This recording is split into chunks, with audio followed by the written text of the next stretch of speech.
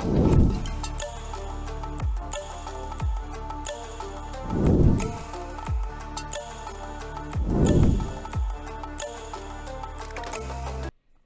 to Far East Wargaming, bringing you another Heresy Thursday. I'm Richard, your host, and once again joining me is Jason. Hello everyone, welcome back to part 2 of our series on the Thousand Sons. Yes, last week we did Thousand Sons Army Review, Legion Review, part 1, where we looked at all of their special rules, their armories, their rights of war, and their warlord traits. And since that went on for quite a while, because we had quite a bit to discuss, because it is a quite complex army, we decided to break it up to two halves, and today we will be going over the units.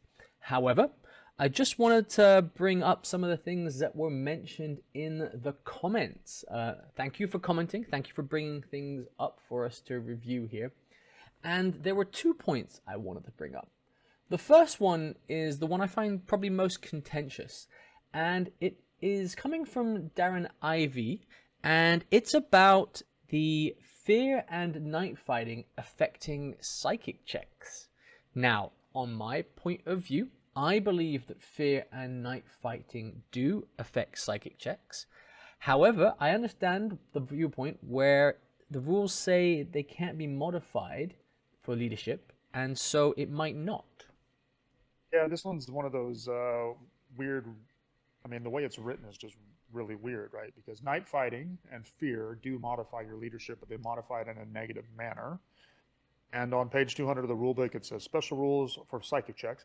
It says special rules that allow a model to modify or automatically pass a leadership test have no effect on psychic checks.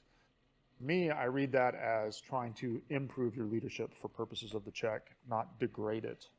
So I think my own interpretation is that a psychic check would be affected by night fighting or fear. But I can see how the writing of this particular set of rules interactions is pretty weird. So if you've got a different interpretation as well, we'd love to hear it. Add to the comments. But I, again, tend to believe that night fighting and fear do affect your leadership. To play the devil's advocate, I do understand why one might take that point, because night fighting, especially night fighting, can affect the first round, but also the second round. And in what we're leaning towards in Heresy 2.0, the 4-turn games, that's potentially half of the battle, where you're working at a effective leadership of 7 for your psychic checks, which I think, as Jason talked about previously, really does make you not want to take psychic checks if you don't have to. Yeah, again, I prefer not to go too far down the rabbit hole of intent when it comes to rules. Now, let me just clarify, I'm not a strict rules lawyer, but when you're running events like we are and when you're trying to do battle reports and these kinds of things, you try to stick to the rules as written, rather than trying to judge intent. Because when you go too far about trying to judge intent, it can very easily lead you in different directions that are also too far to the other extreme, right? Let me get that point out of the way. I hear what you're saying, both Darren in the comments and you, Richard, playing devil's advocate, but I do honestly believe that fear and night fight do give you a negative modifier on your leadership, because that effect takes place no matter what, whether or not you're doing a leadership check. It's not specific to the leadership check itself. You're just stuck with a lower leadership for that turn that those rules are in effect. So that's where I kind of am coming from on this. But again, it's just the way the various rules are interacting. It does seem a little bit weird. And again, if you have a different interpretation that you can back up with citations, then please, by all means, leave it in the comments so we can debate it. Moving on, we had another point which we got actually wrong in our last discussion.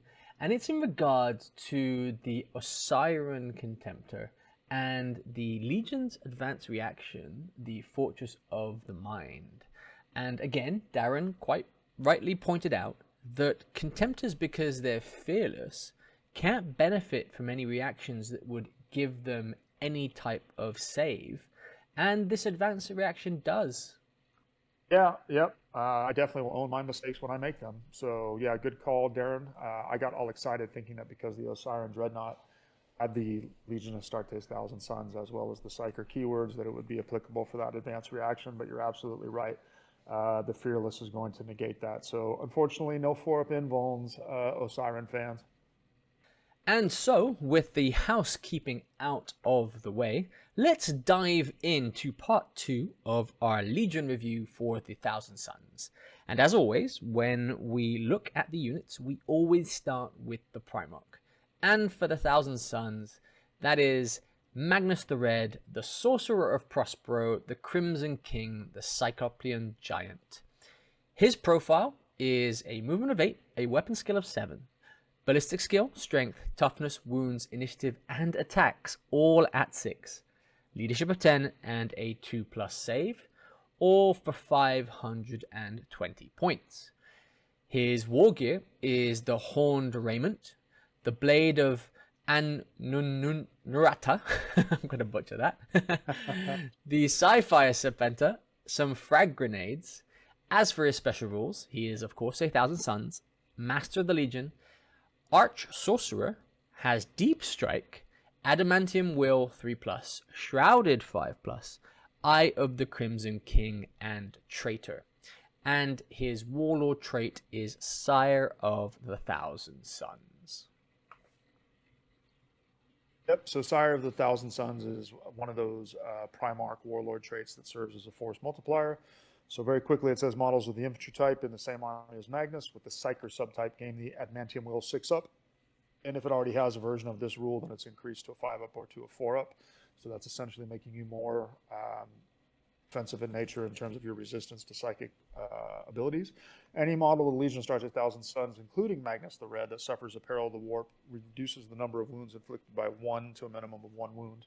So because you're going to be probably having more perils in general just by playing the T-Suns, then you're going to have less wounds, which is good. But still, again, you're giving free wounds to your opponent, as we talked about in part 1. In addition, an army with Magnus Red as its warlord gains an initial reaction in the player's assault phase unless Magnus has been removed as a casualty. So kind of a meh warlord trait, in my opinion. I mean, less damage due to the Adamantium Will is just kind of like icing on the cake, and it's not going to come into play in most cases, in most games, unless your opponent is running a lot of Psychers or something like this. The reduction in the number of wounds suffered by perils of the warp is welcome, but as we talked about in part 1, you're giving free wounds to your enemy. I think this is a very meh warlord trait as far as Primarch warlord traits go. I have to agree there. Adamantium Will is, again, situational, but again, for 1,000 Suns, we're taking psychic checks. It does help a bit there, and every little helps. And I think, of course, the biggest factor is that negation to the number of wounds received from perils of the warp. I think it would have been nice for the Thousand Suns player, since this is such a mediocre to low tier warlord trait, that the reaction came in the shooting phase instead of the assault phase there. I don't think the Thousand Suns are too well known for their close combat, though they have some very good units here.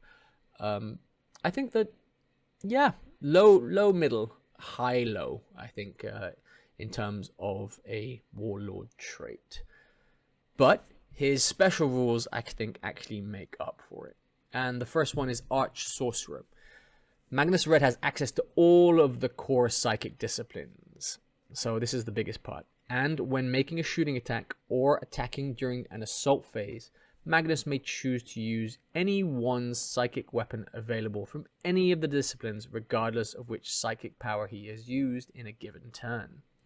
In addition to any other psychic powers that he has used in each turn, Magnus may use any one of the minor arcana provided by the Prosperian Arcana special rules, and may use a different minor arcana each turn. When using the minor's arcana, Magnus automatically passes the psychic check without requiring any dice to be rolled.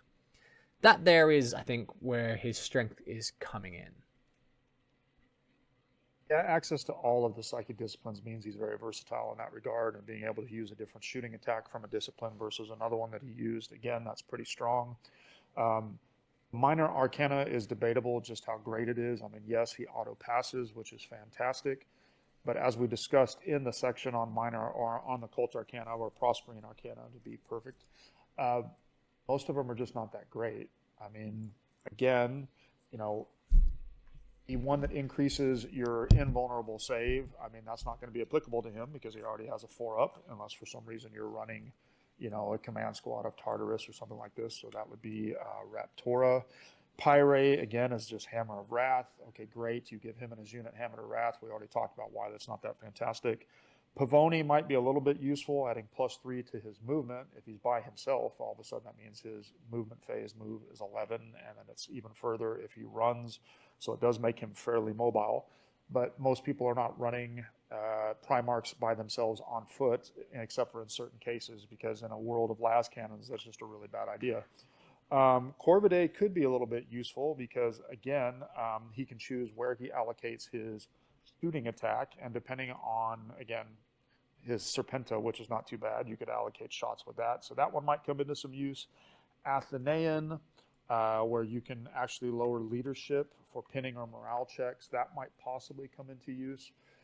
So again, I mean, the auto pass of the Prosperian Arcana is great, but they're just not that great themselves. So you're definitely getting more use out of his toolbox of his other psychic shenanigans than you are, you know, counting on this automatic passing of the Arcana. Yep, all very valid points. I also think his second rule, the Eye of the Crimson King, really helps with the core psychic discipline weapons in the shooting phase there, because when selecting targets for his psychic powers, all models within range are assumed to be in line of sight, except if they're embarked upon a transport or occupying a building there. So that means you can't really hide from his psychic powers. And with the way line of sight works in 2.0, and you can only kill what you can see, this really can come into play, especially with some of those stronger psychic powers there. So I do like the way they've written him to be very sorcery. I think there are some problems with his special rules, just in general, because he has the Deep Strike special rule, but nobody else, as far as I'm aware, in the Thousand Suns has the Deep Strike special rule. And you never really want to send in your Primarch alone. Yeah, the Deep Strike is going to kick in when you're playing the Rite of War, Guard of the Crimson King, right? Because that's where you're granting units the Deep Strike rule. So basically what that does is, and I'm actually glad they gave it to Magnus, so that he can tag along with one of those designated units that's going to be doing the Deep Striking. So I do value that, but I agree with you. Deep Striking him by himself is probably not the best play, but again, no Primarch by himself is usually going to last long because they're not as durable in 2.0 as they were in 1.0.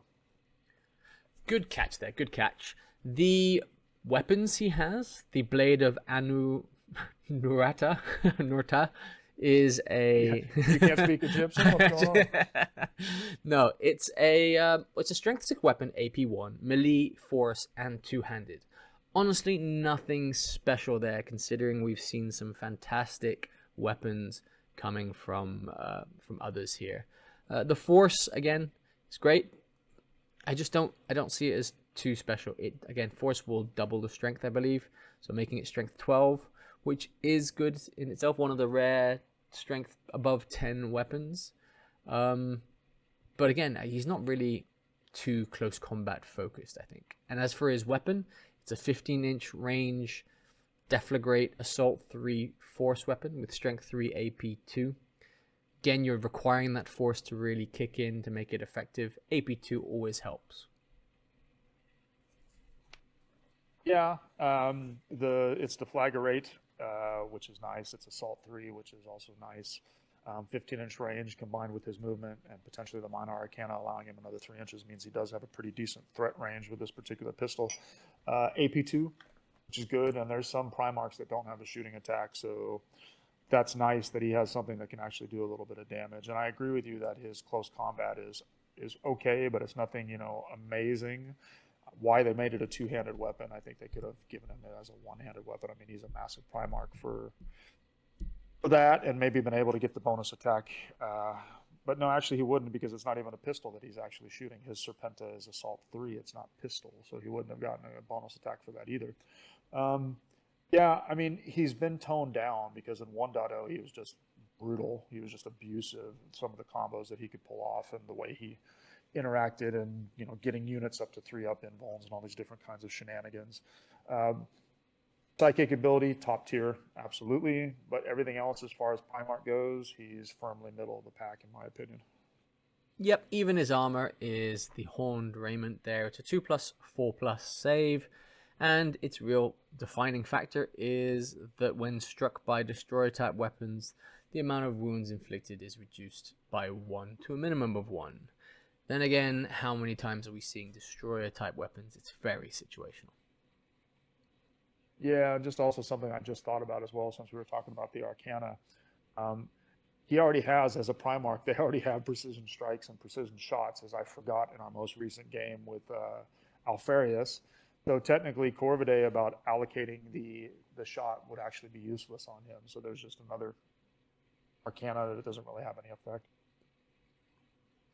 Well, so moving on from Magnus, we'll go to the first of the elites that they have available to them.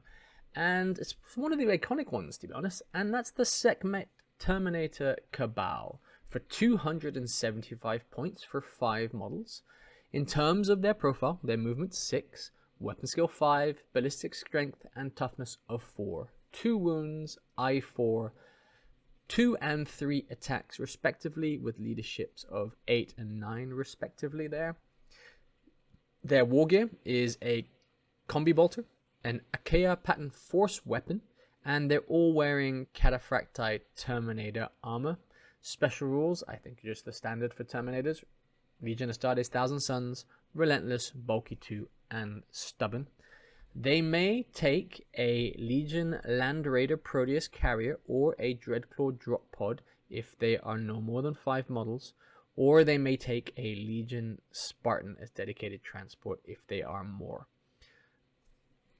In terms of in terms of like additionals, 50 points extra for up to 5. They can upgrade their combi bolters to Magna and minor weapons and Volkites, and they can upgrade their force weapon to a Power Fist, Lightning Claw, Chain Fist, and Thunderhammer for the standard points we see across the board. And again, Grenade Hardest for 5. I think the key here is they can be upgraded by 25 points to add a Psychic Discipline from the core Psychic Disciplines list. Yeah, so this is one of those units that you either go real heavy on the upgrades and they get real expensive, or you try to keep them cheap and cheerful as much as possible. And what I mean by that is the base 275 points, you're not getting a massive amount of extra stuff for that 275, although the weapon skill 5, of course, is fantastic. The stubborn 9, as long as the Inceptor is alive, is good. The Achaea pattern force weapons, which let's face it, are almost always going to be axes, and activating the Achaean force gets those up to a strength of 7. You do have psychic abilities that can get you up to an 8. That's what I mean. You keep them cheap and cheerful, which is just leave them stock, 275 points, and give them the psychic discipline for 25 points, because they can really put the psychic discipline to use. Or you want to go heavy, right? Achaean force axes are a perfectly good unit, but pay the 15 points and give them Thunderhammers, because everybody loves Thunderhammers thanks to Brutal 2. Mixing in a Chain Fist, also not a bad idea in case you run into vehicles and or things like Dreads. I would definitely pass on Power Fists. I would definitely pass on Lightning Claws. I don't think those are fundamentally much better than what you can do with the Axe. If you're going to spend the points, it's going to be Thunderhammer Chain Fist for sure. I can see a use of putting the minor combi weapons on them because they're not that expensive at 5, and a combi Volkite is a pretty good choice to increase their shooting output a little bit more. Magna combi weapons, I mean, I would not upgrade the unit with those and Thunderhammers, because now all of a sudden with the psychic ability as well, you're talking well over 400 points for 5 dudes. Again, go cheap or spring for the Thunderhammers, but always get the psychic ability. And of course, if you're going to put these guys on the table, unless you're playing ZM, put them in a transport, because that's the smart thing to do. It's an iconic unit. It's been toned down a little bit from 1.0, where they could get really oppressive in terms of their psychic shenanigans, improving invulns and things like this. Good unit. I don't think this one is overpriced or underpriced in my opinion. I think it's pretty good and definitely has a place in every list. Yep, I agree with you in terms of getting them in the transport. They are in Cataphracti Terminator armor, so they are going to be slow. They can't run, so they can't gain some of those benefits there. Weapon skill 5 is always great to see on Legion specific Terminators. There are several armies which don't have weapon skill 5 Legion specific Terminators, and that, with the way we are matching up nowadays, is really a massive downside, especially for the higher points costs of these Legion specific guys. So, moving on to the second Elite's choice. And again, we talked about it earlier, quite briefly. This is the Contemptor Osiren Dreadnought Talon for 200 points. And it follows the standard profile for a Dreadnought there. Has a Gravis Bolt Cannon, a Gravis Force Blade with inbuilt Combi Bolter, and Adamen Will 4+. Those are the major differences there. Of course, it can take a drop pod as well. You may include up to 2 additional Contemptor Osiren Dreadnoughts for 200 points. You can upgrade their bolt cannon to the standard weapon loadouts.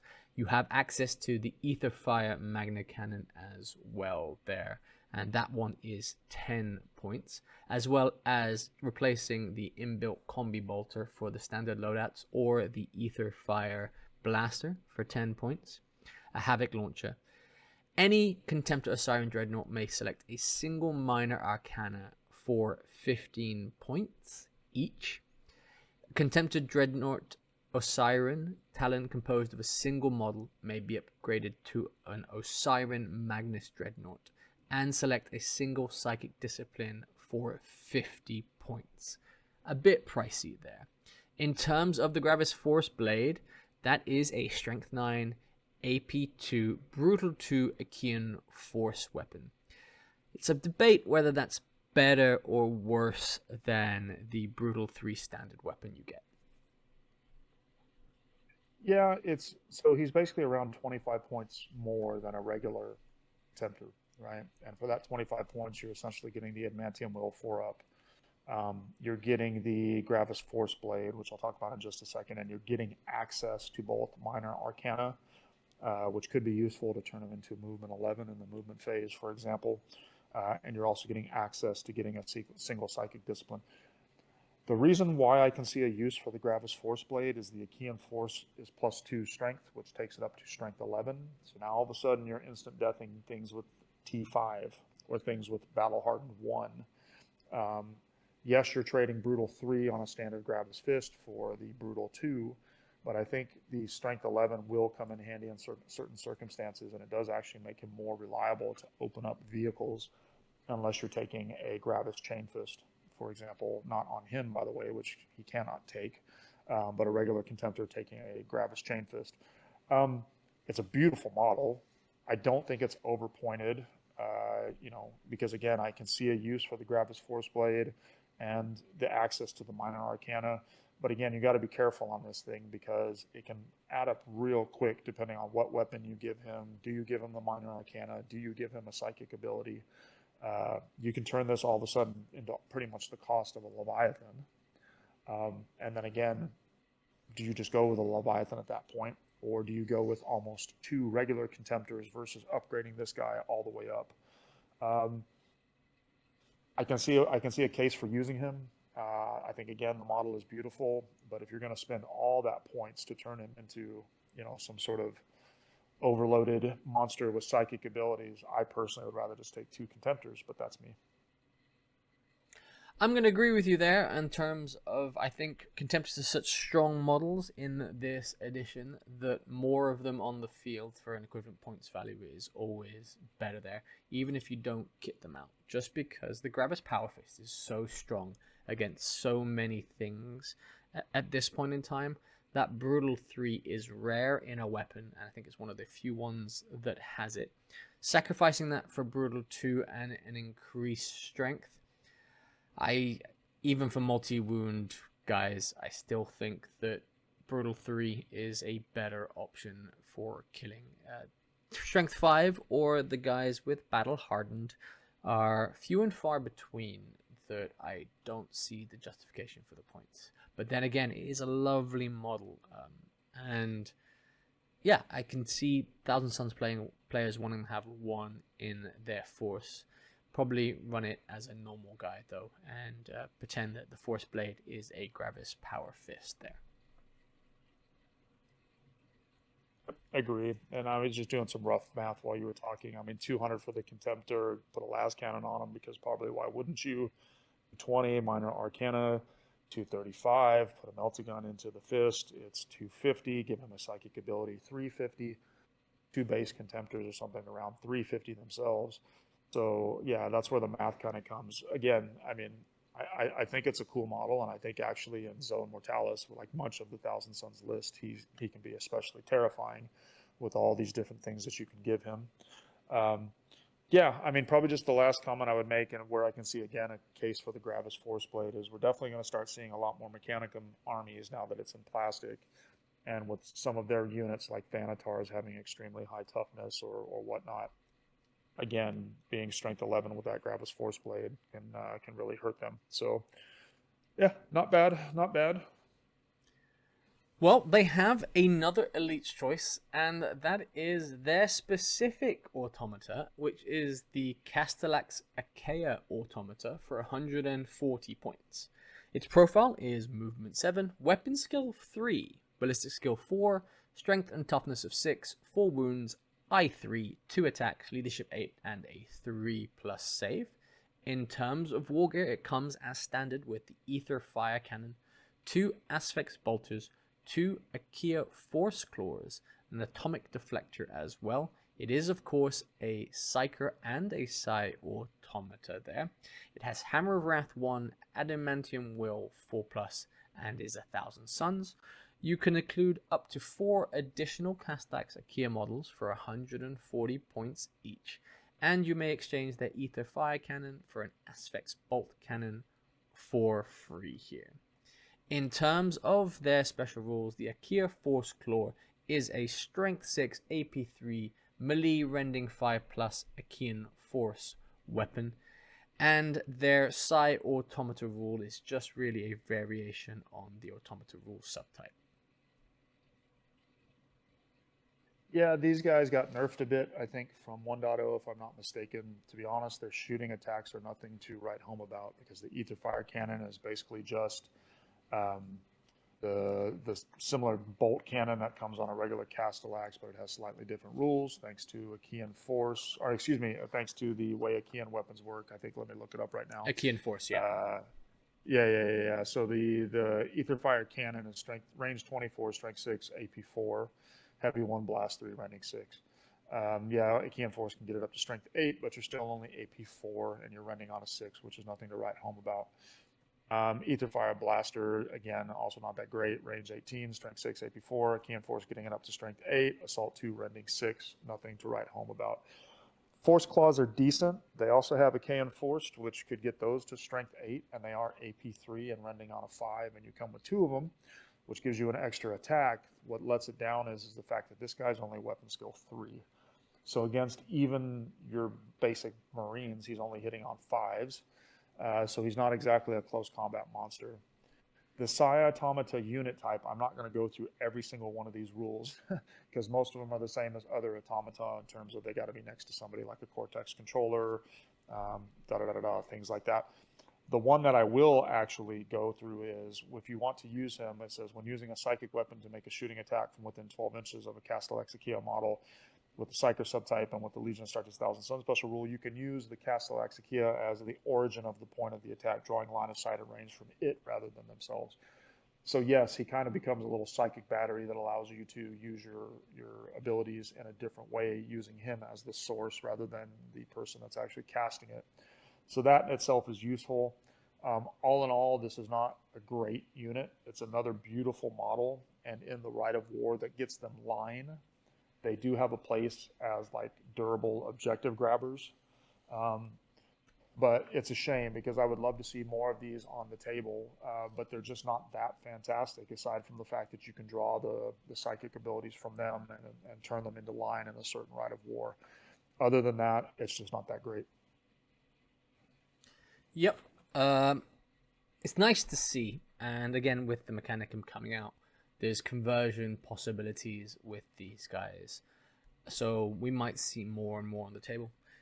these guys getting line does open up a lot of possibilities there. Just very expensive to field at 140 points a model there. They're not as durable as Dreadnoughts, which are only slightly more expensive and taking up the same slot. So to me, unless you are going for the fact that they are becoming a line troop for that rite of war, then I think Dreadnoughts are the way to go. Agree. Pay the extra 35 points base, or maybe 50 or 55 when you start putting weapon upgrades, and just get a Dreadnought. Again, unless you're using these in that rite of war and gaining line, I just really don't see a big use for them. But they're very cool models, and I have 2 of them that are waiting to be assembled and painted. Next up, we have another Elite choice, and there's a plethora of Elite choices for the Thousand Suns, but only a limited number of Elite slots in a Force org chart. And this is the Kentai Occult Cabal there for 145 points. Their profiles are Movement 7, Weapon Skills of 5, Ballistic Strength Toughness of 4, 2 Wounds, I4, 2 and 3 attacks respectively, 8 and 9 Leadership respectively, but only a 3+ save, and it's 145 for 5 models there. They come with a bolt pistol, 2 Akia Force swords, frag grenades, crack grenades, and power armor. They are all chosen warriors and warriors of the Kentai. They can take a Legion Rhino transport or a Land Raider as dedicated transport. You can have up to 5 additional Kentai Blade Occults for 24 points per model. For every 5 models in the unit, one may exchange their bolt pistol for either a Ether Fire pistol for 10 points or a Hand Flamer for 5. The Blade Master may upgrade to Artificer Armor for 15 points, and the Blade Master may take Melter Bombs for 10 points there. The Warriors of Kentai rule is a model with this special rule gains the Mind Song of Blades psychic power and may not select a minor arcana from those present in the Prospering Arcana special rules. And what Mind Song of Blades does is at the start of the controlling player's turn, a psychic check may be made for a unit composed entirely of models with this psychic power, using the highest leadership characteristic among those models. If the check is successful, then the unit gains +1 to the following characteristics until the start of the controlling player's next turn, and that is movement, weapon skill, and attacks. Again, if you fail this test, you suffer perils of the warp. And I think, honestly, it is the Mind Song of Blades that makes these guys so strong. These guys are disgustingly good. I have a unit of 10 of them. You don't need to waste your points on Aether Fire pistols or Hand Flamers. You do want to, of course, give the Blade Master Artificer armor. You don't need the Melta Bombs because you're probably not using these guys to go hunt vehicles. And to be honest, your weapon skill and attacks and the fact that your Akia Force swords also get a bonus to the strength to get them up to strength 7 or strength 6, excuse me.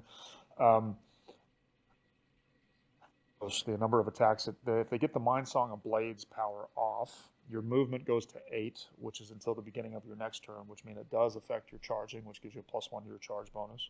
Your weapon skill becomes 6, and there are very few units in the game, unless you're talking about characters, that have weapon skill 6. So that means most things are hitting them on 5s, and they're hitting most things on 3s.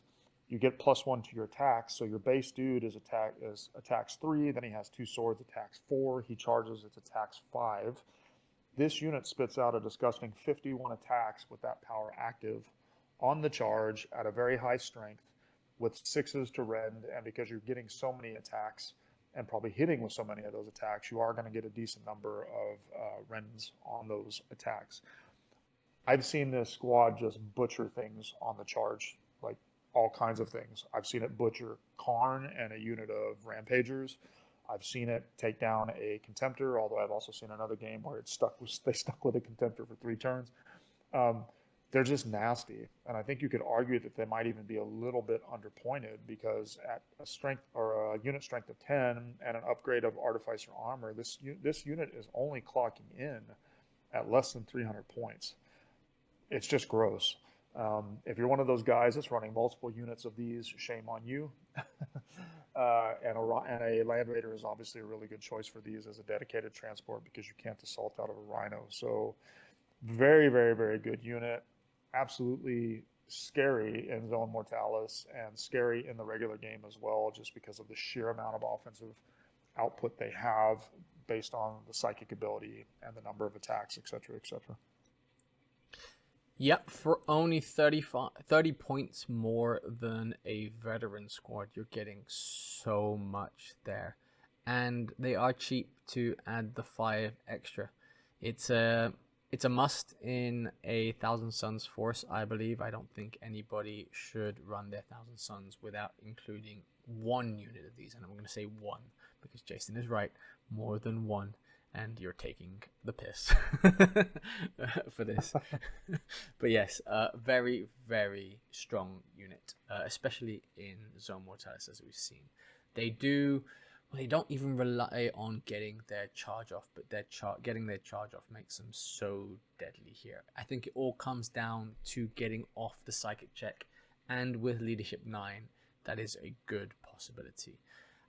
We can't underestimate the weapon skill of 6. Weapon skill of 6 means you're hitting on 3s and everybody's hitting on a minimum of 5s there, because no other unit really is playing at that level in terms of weapon skill. And that means that your attacks are hitting at a vastly greater rate than the ones incoming. Yeah, you just have to be careful because it's just a watch out. The Mind Song of Blades, the way the rule is written, it says all models in the unit have to have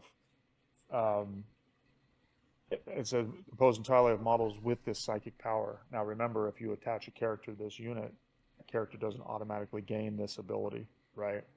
So they did kind of tone it down a little bit by making it difficult for you to put other characters with the unit. But again, they have so much output, you really don't need to. Yeah, it's a death ball in itself without needing independent characters to make it that death ball. You are basically having 5 to 10 independent characters there when you're talking about weapon skill 6. So moving on from the elites there until we have the HQs, because there are no troops choices in the Liber Hereticus there. And we have the most famous one, the Chief Librarian of the Thousand Suns here, the Enduring Sun, Ahriman, for 185 points. His profile is a movement of 7, weapon skill and ballistic skills of 5, strength and toughness of 4, 3 wounds, I5, 4 attacks, and a leadership of 10 with a 2+ save. His war gear is a mastercrafted Asphex bolt pistol, the Corvidaean scepter, artifice armor, iron halo, frag grenades, crack grenades. For special rules, he has Thousand Suns, Master of the Legion, Independent Character, Relentless, Adamen Will 3+, Arch Magister of the Corvidae. He is a traitor, and his Warlord trait is the Pattern of Fates. And the Pattern of Fates is: once all models have been deployed on the battlefield, including any infiltrating units, after any units have been redeployed using the Scout special rule, but before the first turn has begun, the controlling player may select up to 3 friendly units and either redeploy them to any other position within the controlling player's deployment zone, or remove them from the battlefield and place them in reserves. In addition, you get an additional reaction in any one phase per turn, as long as he is not removed as a casualty there. I think that's a relatively strong one, coming in 2 parts. One, because of the whole redeployability, and secondly, you're able to choose your reaction. Again, I think you'll choose shooting phase reaction more than not, but having that flexibility really does help. Yeah, absolutely. I think it's a very good Warlord trait. It's very similar, I think, to some of the Alpha Legion Warlord traits or special characters, in the sense that you get to redeploy. That's nice, and being able to choose the phase is also nice, right? It also says the phase, it doesn't have to be declared in advance, which makes it a little bit of trickery, right? You don't have to say it at the beginning of your turn or your opponent's turn, which phase you're going to use it in or something like this. He's a sneaky good close combat guy, because the Corvidaean Scepter is +1 strength, AP2, melee, reach 1, which means on the turn that you charge in, you get a bonus to your initiative, which makes him effectively initiative 6. it is mastercrafted and it is force, which means you can bump this thing up to a pretty hefty strength. And because it's not a specialist weapon, nor is it two-handed, it does pair with his mastercrafted bolt pistol to basically give him 5 attack space, 6 on the charge. And that's mastercrafted, which allows you to reroll one of your misses. Pretty good. Yeah, pretty good. He does also gain 2 different, he gets one of the minor arcanas, Corvidae. Debatable whether that one is great or not. But he does have divination and thaumaturgy disciplines from the core list. I think he's good for his points. For 185 points, that's pretty nice. I don't understand the relentless special rule. That one's a little bit weird. I don't really see how that one's coming in. He's basically better than a Praetor with, I think, more output potential.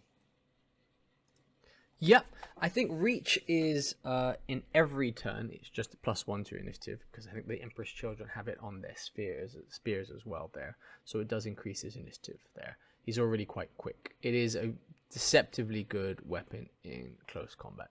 It's I think it's akin to a Paragon Blade, except without the murderous strike there that you have. So yeah, wouldn't want to see him in close combat, but again, not the beat stick you have in some of the other legions. I wouldn't put him toe to toe with another close combat focused character, but he can definitely hold his own against the nameless ones.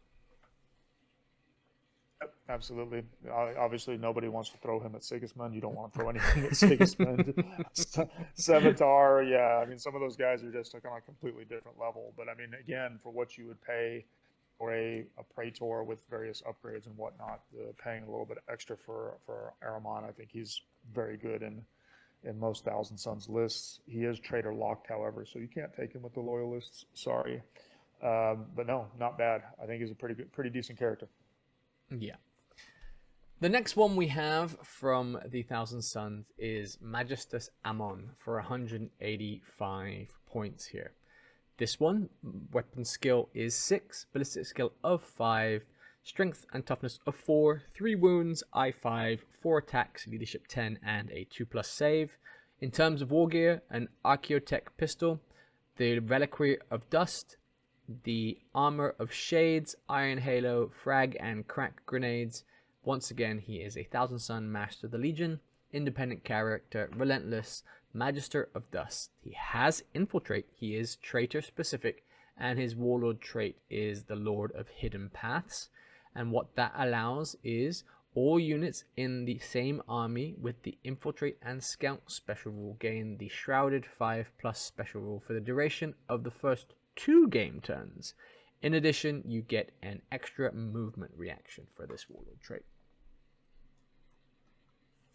Yeah, he's definitely more of a full force multiplier than Ahriman, but he is also very specific in terms of how he is a force multiplier, because his Warlord trait only affects units with Infiltrated Scout, which is going to be things like recon squads and scout squads. He is absolutely nasty in a recon company rite of war, or any rite of war if you're taking multiple recon squads. And if you're taking him, why wouldn't you? Because all of those recon squads that you're taking, in addition to the nastiness of Nemesis Bolters, are all getting a Shroud 5 up for free for the first 2 turns. And those are normally units that don't get a Shroud unless you react, because you're not sticking things like apothecaries in most cases, like you're in your recon squads. But this has a potential to actually be really, really brutal for your opponent, because if you're taking multiple recon squads and spamming Nemesis Bolters all over the place and using him to give them a 5+ Shroud, it could be dangerously close to being very oppressive or over the top. So I wouldn't advise actually abusing that too much. As far as his other war gear and abilities, Armor of Shades, 2+ armor saves. Any turn in which he moves or has moved within area terrain, it grants him the Shrouded 4+, which is pretty nice, which makes it harder to kill him when he's in that area terrain, perhaps with a recon squad or something like this. His weapon is not as good in hand-to-hand because it's only the strength of being a user. It doesn't have force or arcane force. It is AP 2, but it's only strength 4. It's poison 4+, which is helpful against higher toughness opponents. Reaping Blow 1, which does give him an extra attack if he's in base with multiple combats. mastercrafted.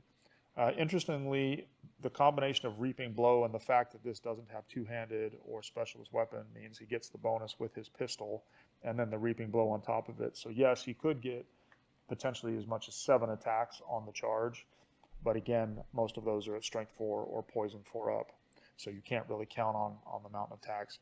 And then the shooting attack that you can make with this piece of equipment or weapon, as it will, it's only 6-inch range, it's only strength 1. It's assault 2d6, which is a lot. Poison 4 up. It does have concussive 3 and rending 6. It's more of a bonus rather than being just a nasty shooting attack. It's just more like once per game you might pop off and get a couple of rends in there. He does have 2 different psychic abilities, divination and telepathy, which are actually both pretty good.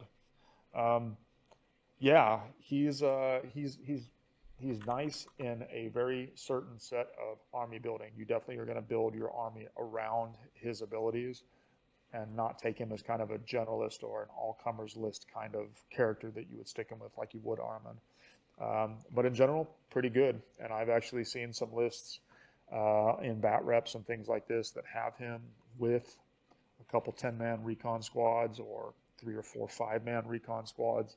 And they're pretty durable thanks to the built-in Shrouded 5-up for a couple turns. Yep, he is weapon skill 6 as standard, so he's actually got a better weapon skill than Ahriman there. And I think just in general, he's a character that you kind of point at a unit and gamble with the charge here, because on the charge you will want to be getting within that 6-inch range to do a assault 2d6, or using it in terms of a reaction there, because concussive isn't as strong as it used to be.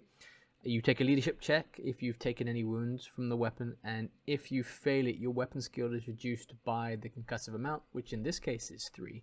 So against most units attacking, if they did fail their leadership check, they're attacking weapon skill 1 or 2 there, making it extremely hard to hit any of the guys in close combat. But again, you're gambling on leaderships, and I wouldn't be doing that gamble against elite units. Yep. Yeah. Again, yeah, not too bad. But also, I mean, because of his abilities and stuff like that, you're probably not throwing him into close combat units anyhow. So it becomes kind of moot, unfortunately, with the weapon skill of 6. But you're right. Should he get into combat, he's going to hold his own. Well, that is all of the units that are in the Liber Hereticus. However, we do have a couple extra here, and the first one came sometime last year, and that is another Elite's Choice. Again, a vast amount of Elite's Choice for the Thousand Suns here, and it's a 0-1 choice of Thousand Suns Numerologist Cabal for 130 points here. You get 5 models with a movement of 7. The Numerologist gets a weapon skill, ballistic skill of 5, as the Life Wards only get weapon skill and ballistic skills of 4. They all have strength and toughness of 4. Numerologist has 2 wounds, the Life Wards have 1. I5 for the Numerologist, I4 for the Life Wards, 2 attacks for the Numerologist, 1 for the Life Wards, and a leadership of 9 versus 7, and a 2+ versus 3+ save there. War gear wise, they all come with bolt pistols. The Numerologist gets a Akia Force Axe, a servo arm. The Life Wards get chain swords. They all get frag and crack grenades. Artificer and power armor respectively for the Numerologist and the Life Wards. In terms of special rules, Thousand Suns Legion Astartes rule, the Numerologist is a Battlesmith 4-up. He has Relentless for himself only. He has the rule Numerologist Order and Life Warded there. You may take a Rhino as dedicated transport. You may have an additional 5 Life Wards for 10 points each. You may upgrade the Numerologist to take a Cyber Familiar for 15 points. You can have a number of upgrades, including a Mastercrafted Bolter, a Magna or Minor Combi Weapon, Volkite Charger, Plasma Pistol, Graviton Gun, Flamers, Plasma Gun, or Melter Gun for their relative points there. He may exchange his Akia Force Axe for a Thunderhammer for 15 points, and the Life Wards may take Nuncio Voxes or Augury Scanners there. And one life ward may take a power weapon or a power fist, and for every 5 models in the unit, the life ward may get a rotor cannon or a Volkite caliber here. In terms of the rules, the Numerologist Order, a model with a special rule, gains the Psi Synchronicity Psychic Power and may not select a Minor Arcana from the Prospering Arcana special rules.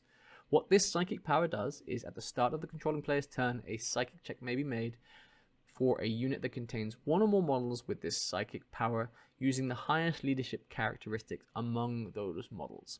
If the check is successful, a model with this power gains a geolocator beacon until the end of the turn. In addition, up to 2 friendly units composed entirely of Legion Astartes Thousand Suns with one or more models within 6 inches of any models using Psi Synchronicity gain a +1 to their ballistic skill during the active player's shooting phase, so long as models with the psychic power do not make any shooting attacks in the shooting phase. If the check has failed, you get Perils of the Warp. For the life warded rule, which relates to the life wards there, no wounds may be allocated to the Numerologist, regardless of the attacking model's rules or effects, as long as there is another model without the life warded special rule in the unit. If the Numerologist is engaged in a challenge, then this rule does not apply. However, if the Numerologist's controlling player chooses to refuse a challenge for a unit including a model with the life warded special rule, then the opponent player loses the option to stop one model from participating in combat. This is a very unique unit for the Thousand Suns here. It's disgusting, and I'm actually going to explain why. Okay, don't waste your time upgrading. You really don't need to upgrade the life wards to give them any sort of, I think 1 in 5 can take certain weapons. You can try and give the Numerologist some abilities, but you really don't want to waste the points. If anything, you just want to take more life wards, because what they do is they basically are ablative wounds for the Numerologist. And the reason why you want ablative wounds for the Numerologist is he grants, with that successful psychic ability, 2 units within 6 inches, and it doesn't specify if they're infantry, tanks, doesn't specify, okay, +1 ballistic skill. So imagine this guy parked next to in some ruins, and the ruins happen to be big enough to have a couple heavy support squads, and he's actually hiding behind the ruins because it doesn't say anything about line of sight. He's giving both of those heavy support squads +1 ballistic skill, which is gross. Imagine that on a unit of las cannons and a unit of Volkites. All right. Imagine this guy parked behind a squadron of 2 Sicaran Punishers, all at ballistic skill 5 with massive amounts of firepower. I mean, the combinations are just endless. Anything that you want shooting very well, he can do it. Vehicle or infantry or walkers or whatever. And then again, because of the life wards, if you try to snipe or shoot or do whatever else, they're taking the hits. You're basically just keeping him alive to do his thing.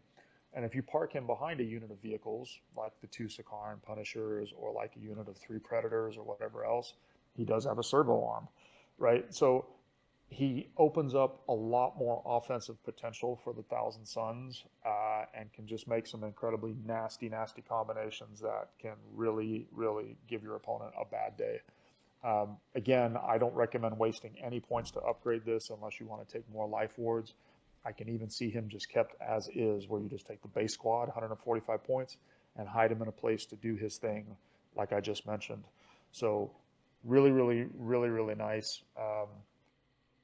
Again, I mean, just a really nice little force multiplier that in some ways is better than a Master of Signals or a Tech Marine, which only affect 1 unit.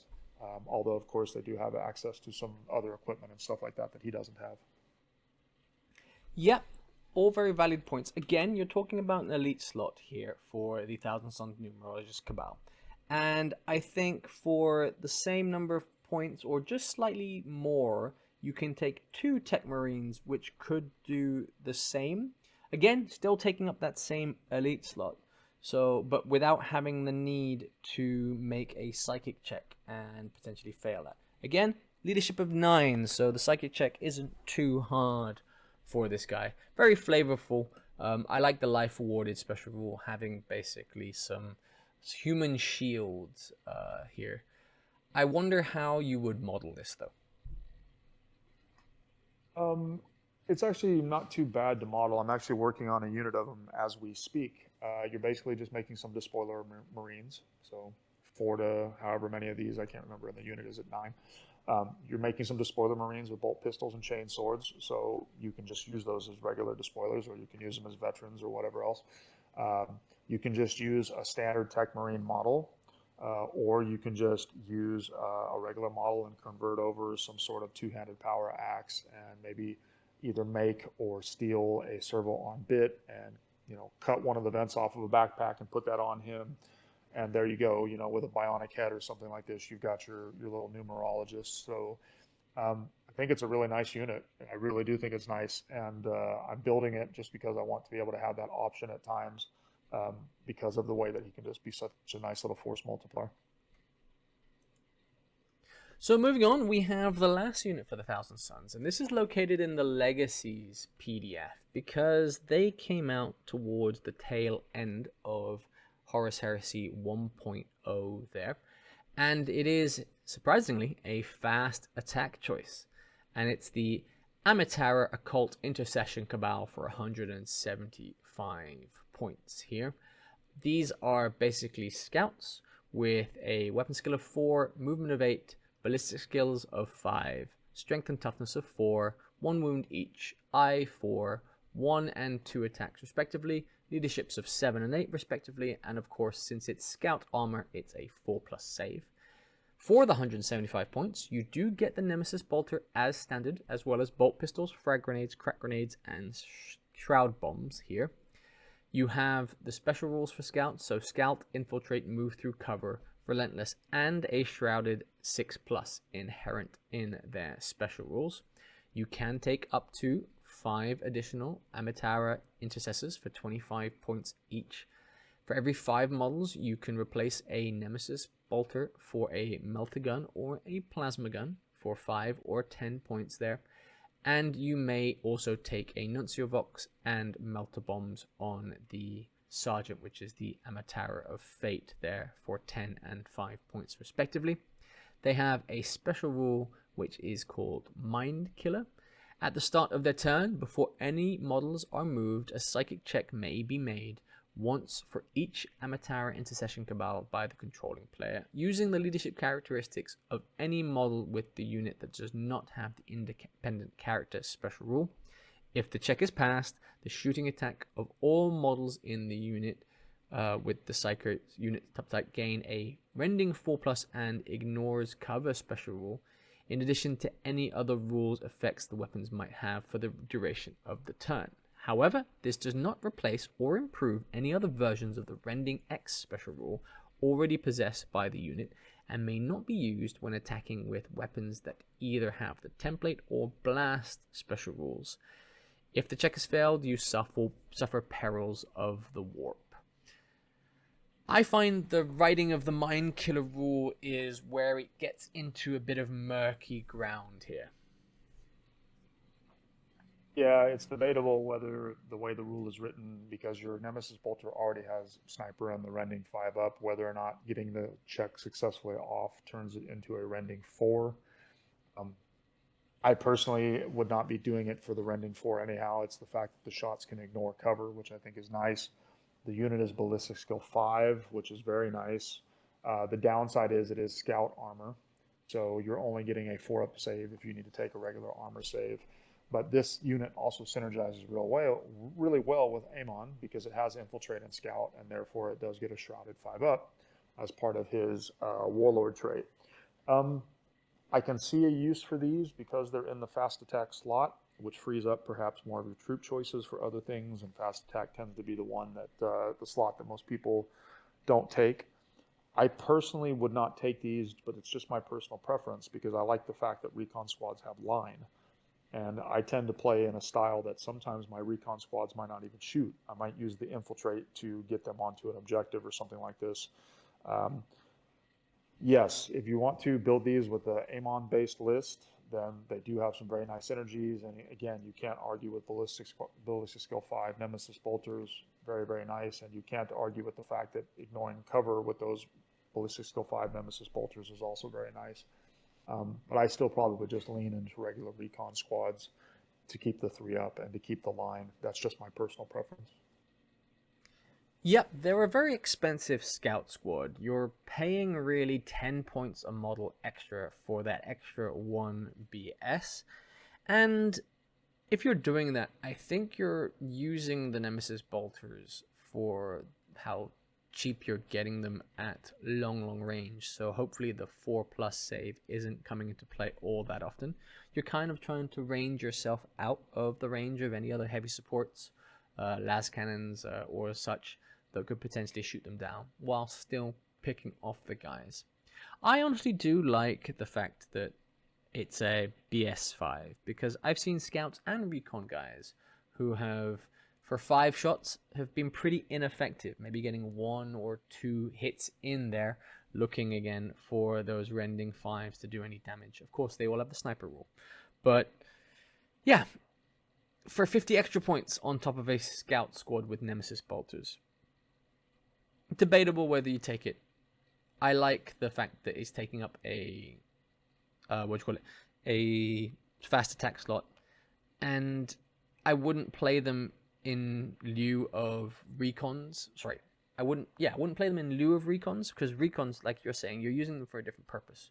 You're kind of not necessarily only putting them in the back line for the shooting attacks. You're trying to advance them forward to get into a forward position or hold a backline objective there for later on in the game. I don't know. I would take them for 50 points over a standard South squad. Yeah, I'm just such a fan of line. I mean, I can't say it enough. I know I'm beating the point to death a little bit, but most of my lists have 5 or 6 line options between command squads, tac squads, breachers, recon squads, etc.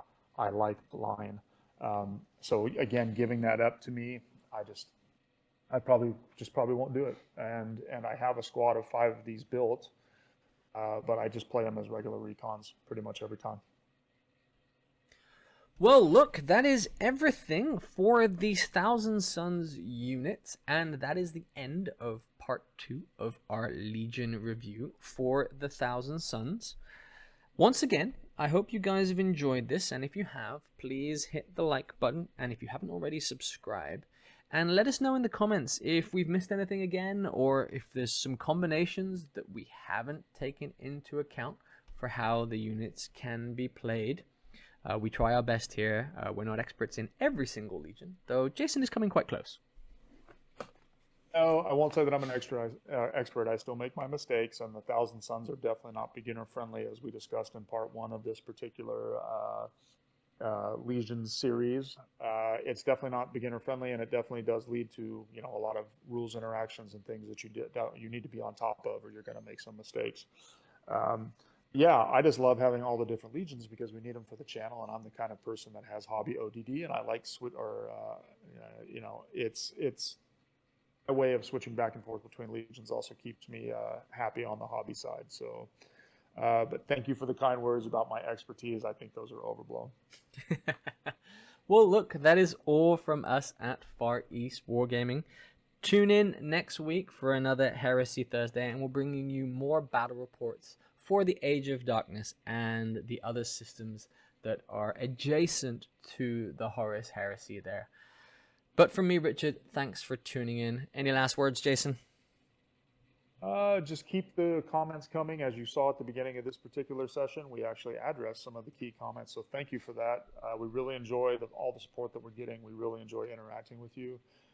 Keep tuning in for more and more great content, and we will catch you on the next one.